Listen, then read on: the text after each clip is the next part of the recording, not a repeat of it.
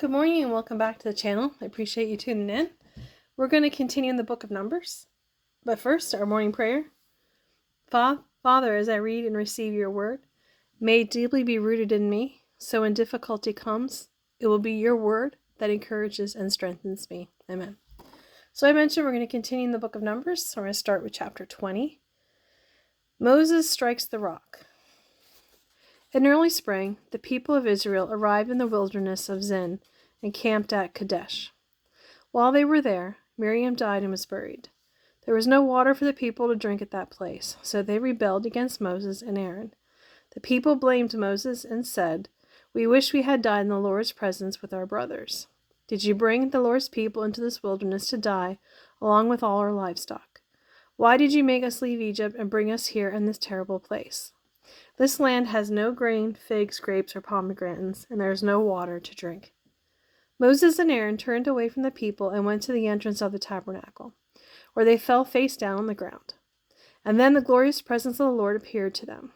And the Lord said to Moses, "You and Aaron must take the staff and assemble the entire community.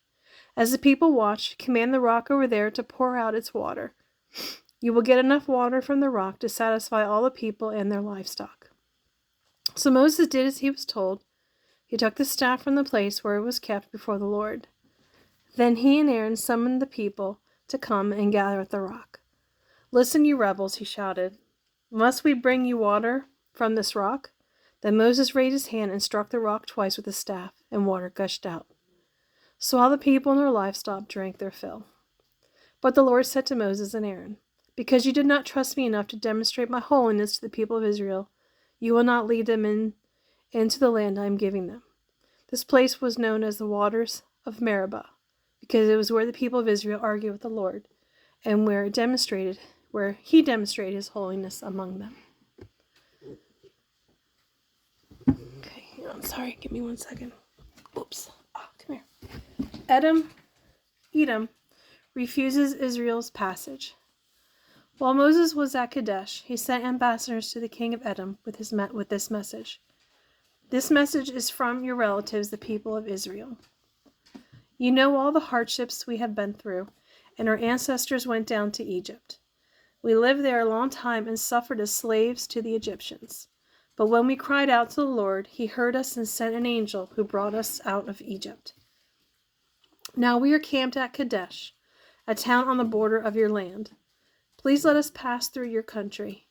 We will be careful not to go through your fields and vineyards. We won't even drink water from your wells. We will stay on the king's road and never leave it until we have crossed the opposite border." But the king of Edom said, "Stay out of my land, and I will meet you with an army." The Israelites answered, "We will stay on the main road. If any of our livestock drinks your water, we will pay for it. We only want to pass through your country and nothing else." But the king of Edom replied, "Stay out. You may not pass through our land."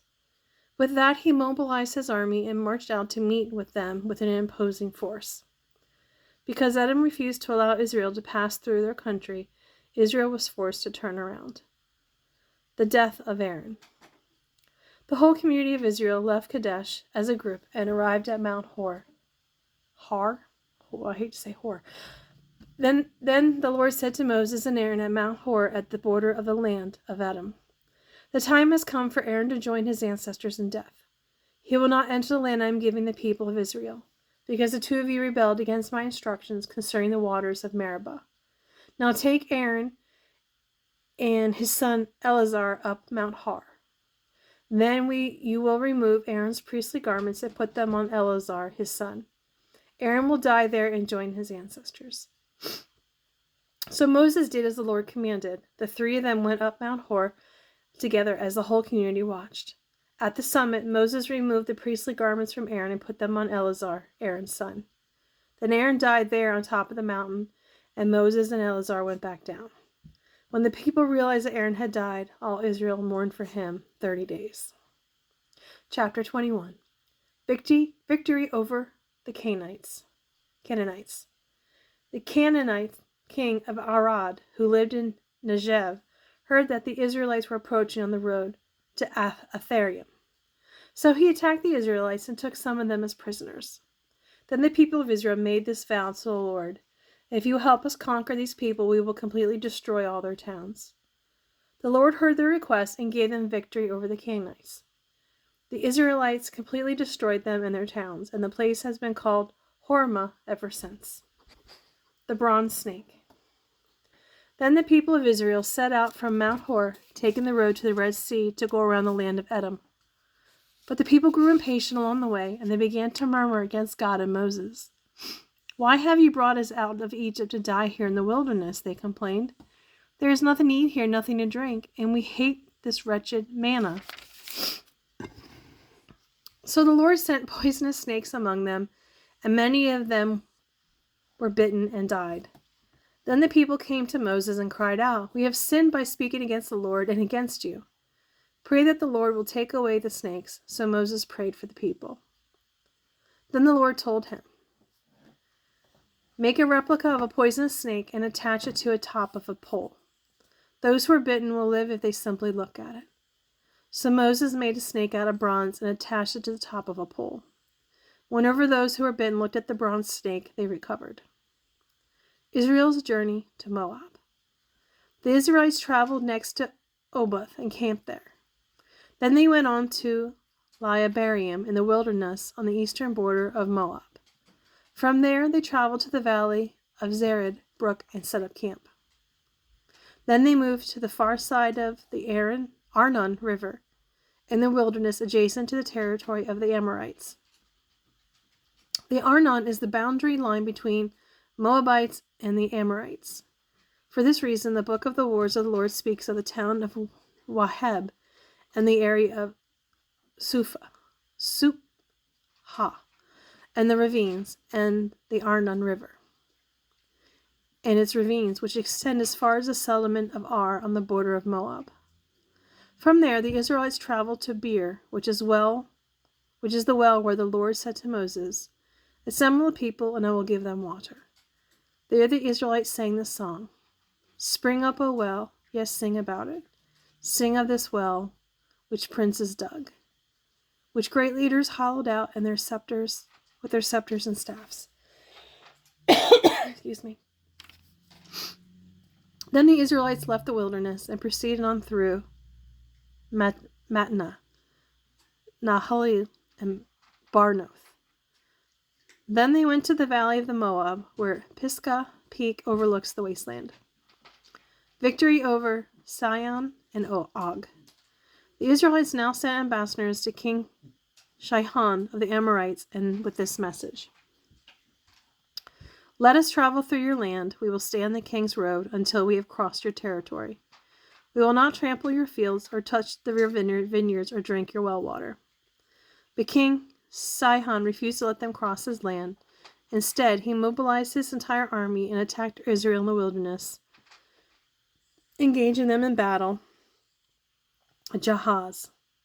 But the Israelites slaughtered them and occupied the land from the Arnon River to the Jabbok River. They went only as far as the Ammonite border because the boundary of the Ammonites was fortified. So Israel captured all the towns of the Amorites and settled in them, including the city of Heshbon and its surrounding villages.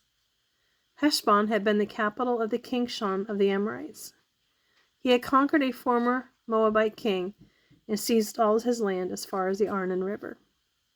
For this reason, the ancient poets wrote this about him: "Come to Heshbon, city of Sihon, may it be restored and rebuilt."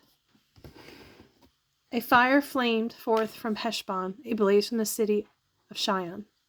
It burned the city of Ar and Moab. It destroyed the rulers of the Arnon Heights.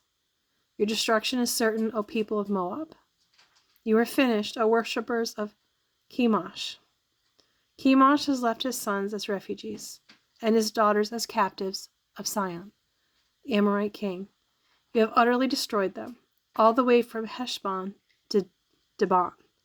We have completely wiped them out, as far away as Nophoth and Medeba. So the people of Israel occupied the territory of the Amorites.